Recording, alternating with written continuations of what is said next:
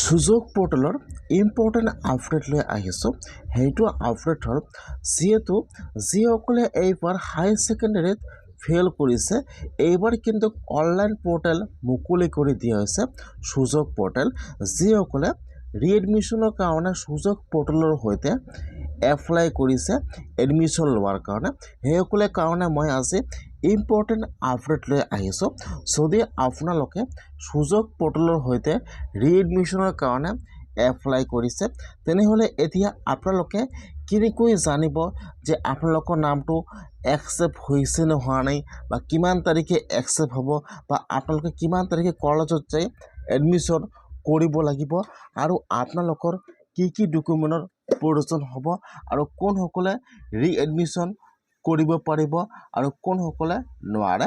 মই আজি এইটো ভিডিঅ'ত আপোনালোকক সম্পূৰ্ণ প্ৰচেছ ষ্টেপ বাই ষ্টেপ জনাই দি আছোঁ। আপোনালোকে জানিবলৈ হ'লে ভিডিঅ'টো সম্পূৰ্ণকৈ চাই ল'ব, স্কিপ নকৰাকৈ। আৰু যদি আপোনালোকে মোৰ চেনেলত নিউ হয়, মোৰ চেনেলটো ছাবস্ক্ৰাইব কৰি ৰাখি দিব নতুন নতুন ভিডিঅ' পাবলৈ হ'লে। নিশ্চয় আপোনালোকে সকলোৱে জানে যে সুযোগ পৰ্টেলত আপোনালোকে যিসকলে হাই ছেকেণ্ডেৰীত ফেইল কৰিছে, সেইসকলে সুযোগ পৰ্টেলৰ সৈতে ৰিএডমিশ্যন কৰিব লাগিব। নিশ্চয় সকলোৱে ৰিএডমিশ্যনৰ কাৰণে কলেজত এপ্লাই কৰিছে। এতিয়া আপোনালোকে কেনেকৈ জানিব যে আপোনালোকৰ নামটো একচেপ্ট হ'ল নে নহ'ল, বা এতিয়া আপোনালোকে কি কৰিব লাগিব, বা কিমান তাৰিখে আপোনালোকে কলেজত যাই এডমিশ্যন কৰিব লাগিব, আপোনালোকে এইটো বস্তু ফাৰ্ষ্ট চেক কৰিব লাগিব। আপোনালোকে ফাৰ্ষ্ট দেখুৱাই দি আছোঁ যে আপোনালোকে ন'টিফিকেশ্যন চেক কৰিব লাগিব। ইয়াত কিন্তু আপোনালোকে সকলো প্ৰচেছ ইয়াত আপোনালোকে পাই যাব। ইয়াত চাব, যেতিয়া আপোনালোকে ন'টিফিকেশ্যনত ক্লিক কৰিব, ইয়াত কিন্তু আপোনালোকৰ ওচৰত ন'টিচটো অ'পেন হৈ যাব এনেকুৱাকৈ। এতিয়া আপোনালোকে অলপমান তলত আহিব লাগিব।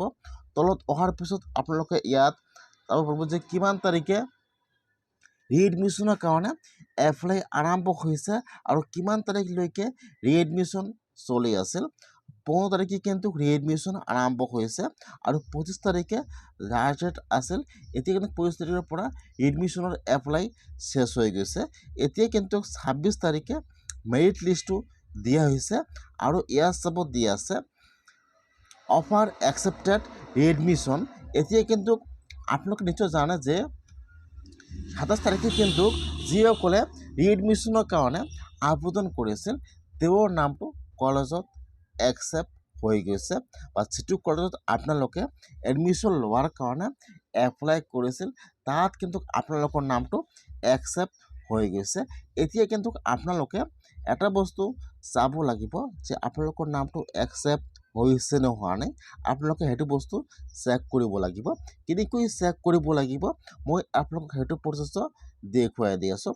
ইয়াত চাব দিয়া আছে 29 আৰু 30 তাৰিখে কিন্তু আপোনালোকৰ কলেজত যাই এডমিশ্যন কৰিব লাগিব।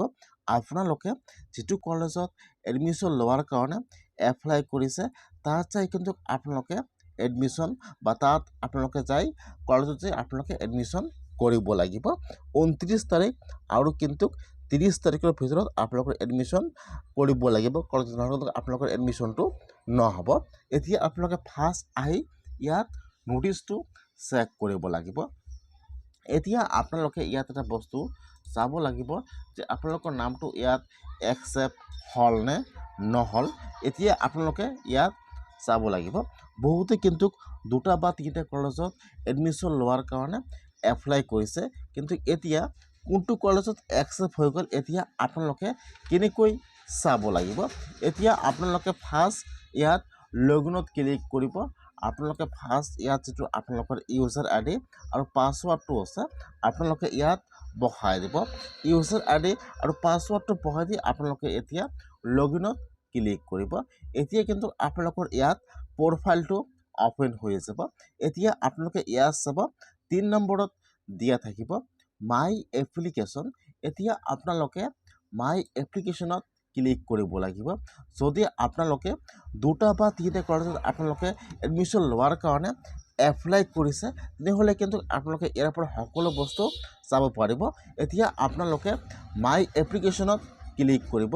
এতিয়া আপোনালোকে যিমানটা কলেজত এডমিশ্যন লোৱাৰ কাৰণে ইয়াত এপ্লাই কৰিছে ইয়াত কিন্তু সকলো কলেজৰ নাম ইয়াত শ্ব' কৰিব আৰু আপোনালোকে ইয়াত চাব লাগিব যে ইয়াত একচেপ্টটো হৈছে নে হোৱা নাই ইয়াত চাব ইয়াত কিন্তু অটোমেটিকলি একচেপ্ট হৈ যাব আপোনালোকে ইয়াত আৰু একচেপ্ট কৰিব নালাগে আপোনালোকৰ নামটো যিটো কলেজত বা আপোনালোকৰ যিটো অফাৰ আহি যাব ইয়াত কিন্তু অলৰেডি একচেপ্ট লেখা আহি যাব ইয়াত চাব দিয়া আছে ডাউনলোড একনলেজমেণ্ট এতিয়া আপোনালোকে অলপমান তলত আহি ইয়াত চাব লাগিব যে আপোনালোকৰ নামটো সেইটো কলেজত একচেপ্ট হ'ল নে নহ'ল বহুতৰে কিন্তু সেইটো প্ৰব্লেম হৈ আছে এতিয়ালৈকে একচেপ্ট হোৱা নাই যদি আপোনালোকৰ এনেকুৱা হৈছে একচেপ্ট হোৱা নাই তেনেহ'লে কিন্তু আপোনালোকে 29 তাৰিখলৈকে ৱেইট কৰক আপোনালোকৰ নামটো কিন্তু অটোমেটিকলি একচেপ্ট হৈ যাব বহুতে কিন্তু এইবাৰ ফেল কৰিছে হাই ছেকেণ্ডেৰীত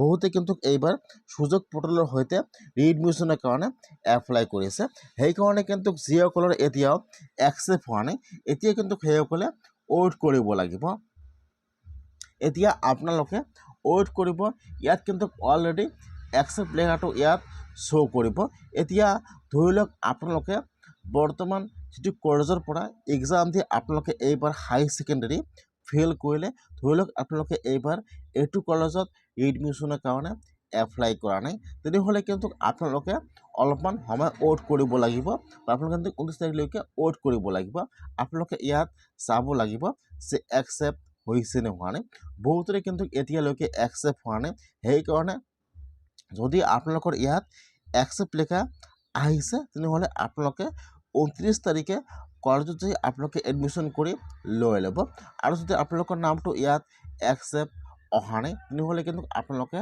মাত্ৰ এদিন ৱেইট কৰক আপোনালোকৰ কিন্তু ইয়াত একচেপ্ট লেখাটো আহি যাব যেতিয়া ইয়াত একচেপ্ট লেখাটো আহি যাব তেতিয়া কিন্তু আপোনালোকে সেইটো কলেজত যাই আপোনালোকে এডমিশ্যন কৰিব লাগিব আপোনালোকে আপোনাৰ সকলো ডকুমেণ্ট অৰিজিনেল কৰিবলৈ আপোনালোকে সেইটো কলেজত যাব তাত যাই আপোনালোকে সেইটো কলেজত কিমান টকা ফিজ হয় এইটো কিন্তু আপোনাৰ কলেজৰ পৰা দিব লাগিব ফিজটো পে' কৰি আপোনালোকে তাৰ পৰা এডমিশ্যন কৰি আহিব লাগিব যিহেতু এইবাৰ সকলো অনলাইন হৈ গৈছে সেইকাৰণে আপোনালোকে অতি সোনকালে চেক কৰক যে আপোনালোকৰ নামটো একচেপ্ট হৈছে নে হোৱা নাই যদি একচেপ্ট হৈছে যেহেতু আজি হৈছে 29 তাৰিখ আপোনালোকে আজি কলেজত যাই এডমিশ্যন কৰি লৈ ল'ব আৰু যদি একচেপ্ট হোৱা নাই তেনেহ'লে যেহেতু সময় আছে 30 তাৰিখলৈ যদি আপোনালোকৰ এতিয়াও একচেপ্ট লেখাটো অহা নাই তেনেহ'লে আপোনালোকে অলপমান ৱেইট কৰিব আপোনালোকৰ